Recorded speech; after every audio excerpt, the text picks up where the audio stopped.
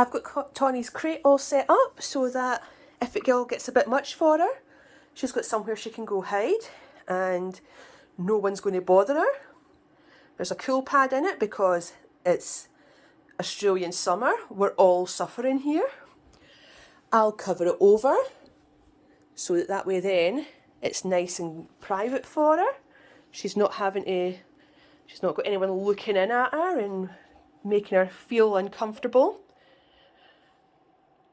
This will get moved out to the same place where we're all going to be sitting and having our family get together, because I want to make sure that Tawny doesn't feel like she's been excluded.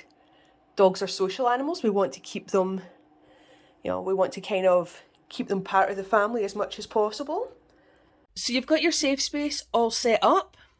Could be a crate, could be their bed, it could be a playpen. It might actually even be a different room, okay? There might be a spare room or the laundry or the bathroom where your dog feels comfortable and likes to kind of go whenever they're feeling a little bit overwhelmed, okay? The important thing is that your dog feels safe and is comfortable, okay? And that they have that place to kind of settle down should they need to. While our dog is in their little safe space, we're going to make sure that no one goes near them, okay? No one. Make sure kids are aware not to go near dogs that are sleeping or eating. I have a rule that if my dog's in her bed, we don't touch her, we don't go near her, okay? If my dog's eating, same applies. We don't annoy her, okay? This is really important because anytime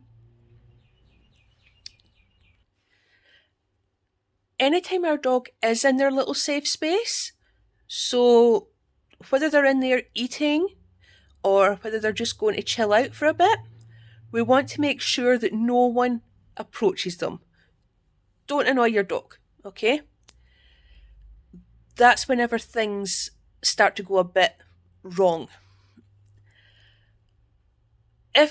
My rules in my house are if the dog is either in her bed or if she's eating, you just leave her alone. Give her the space she needs, okay?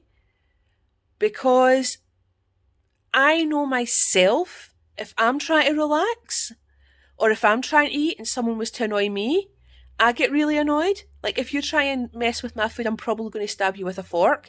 That's just how it goes, okay? I'm not going to ask my dog anything that I wouldn't be comfortable doing, okay? So again, whenever they're in their little cocoon, we don't go near them, right? Leave them alone. You can survive not being near your dog for 5 minutes, okay? It's okay. And again, really kind of make sure children are aware of this. Children are quite scary to dogs anyway because they're on eye level, okay?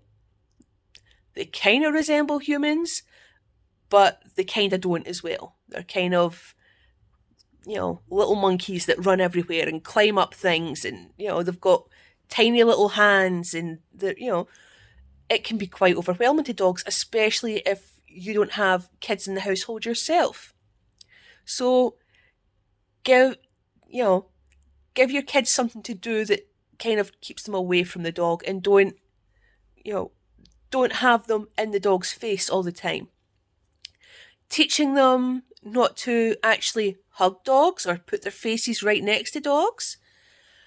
I'm actually going to make up a little video about how to approach dogs, and I'll share that soon. Making sure that they're not, coming near your dogs whenever they're eating. These are really important things that can save your child's life, okay? We want kids to be happy and we want them to have positive experiences with dogs, but we want the reverse of that as well. We want dogs to have positive experiences with kids, because there's nothing worse than dogs that are reactive towards children because all their experiences have been that children are scary. What's the next point?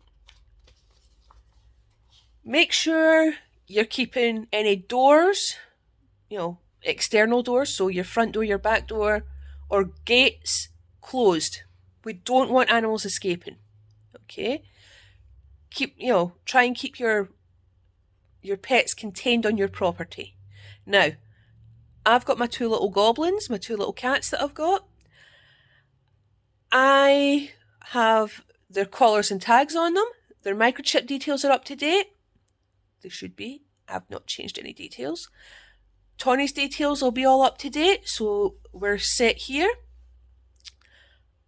She also has a collar with her tag on it that she'll be wearing on whenever we're having our family gathering. We want to make sure that our animals are on our property. They're not going to be they're not going to be escaping. Accidents happen though. Okay. Sometimes someone might not be making their best choices after a few servings of sherry trifle. We want to make sure that the details are up to date. Also, if you can try and practice your recall, okay? If you get a couple of minutes practicing recall with your dogs, make sure, oh God, I don't know. So, happy holidays from myself, Tawny, Lugosi and Puck. I hope you all stay safe and have a wonderful new year. Thank you so much for supporting Happy Trails Waggy Tales. It's been so much fun meeting everyone this year. And I can't wait to see you all in 2023. Thanks. Now, I know it's tempting to give your dog some of the ham or give your cat one of the pigs in blanket. But please don't. It's too rich for them. There's spices and herbs and other things that they can't eat. So no one wants a vet bill at this time of year. It's expensive enough. Save the ham and turkey for yourself, okay? What you can do instead is you can maybe give them a frozen carrot. I know that doesn't sound interesting, but it's a bit of fun for your dog to kind of sit and chew on. It's good for their teeth. Making up Kongs with maybe some mashed up sweet potato and their kibble and some sardines. Something along the lines of that. Stick it in the freezer. Especially because, Australian summer, it's hot. We might, it's a good idea to make sure that we're giving our dogs things like ice blocks and give, even just an ice cube every now and then, let them kind of play with that. Stuff that they can work on, use as enrichment. You might go and actually buy your dog a big raw meaty bone and let them chomp away on that. Giving your cat maybe the little wingtips off of chicken wings. Okay? These things are so much better for them than the fatty Christmas foods. So we want to make sure that no one's standing there with doors wide open, that your dog or cats or guinea pigs can escape. Right? We want to make sure that our animals are safe and contained on our property. Accidents do happen, especially after someone's went back for 3rd helpings of sherry trifle. But where possible, have signs up on things saying, please close the gate or please shut the doors. Okay? We want to try and make sure that our animals don't escape because they might get hurt. Especially with the fact that there's fireworks and thunderstorms and all sorts of things going on at the moment at this time of year.